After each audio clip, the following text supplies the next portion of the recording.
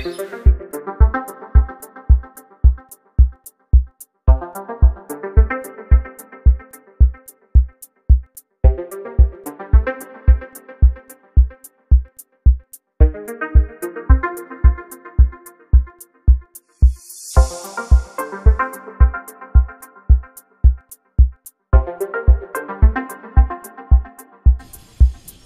মুহূর্তে আমি মিরসরাই পৌরসভায় অবস্থান করছি।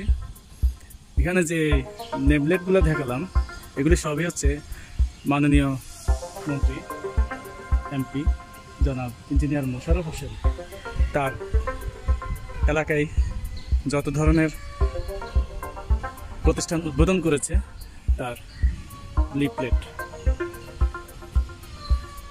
তার স্মৃতিস্বরূপ এখানে রাখা হয়েছে।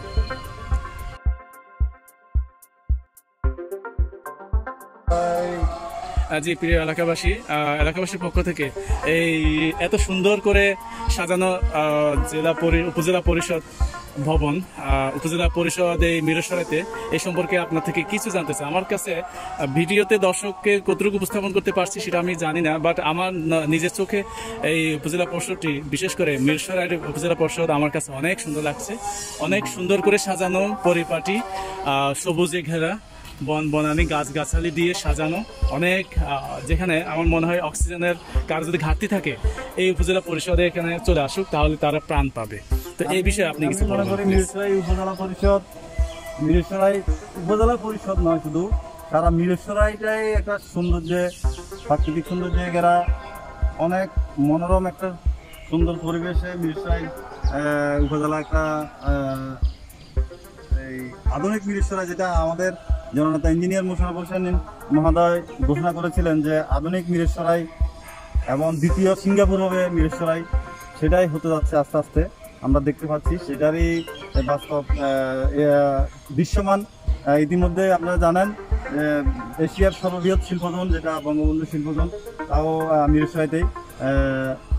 সর্বোপরি আধুনিক মিরসরাই এবং দ্বিতীয় সিঙ্গাপুর যেটা বলা হয়ে থাকে মিরসরাইকে, সেটাই ইতিমধ্যে আমরা দৃশ্যমান দেখতে পাচ্ছি এবং আস্তে আস্তে সেদিকে আমরা এগোচ্ছি। তার মানে আমরা কি বলতে পারি যে মিরসরাইয়ের অপর নাম engineer Mosharraf Hossain? Shishubandhu multimedia YouTube চ্যানেলের পক্ষ থেকে মাননীয় মন্ত্রী মহোদয়কে আমরা কৃতজ্ঞতা এবং ধন্যবাদ জানাচ্ছি।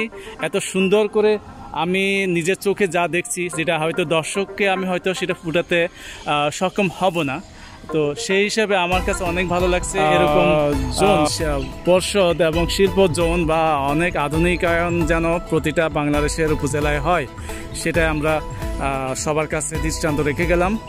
ধন্যবাদ।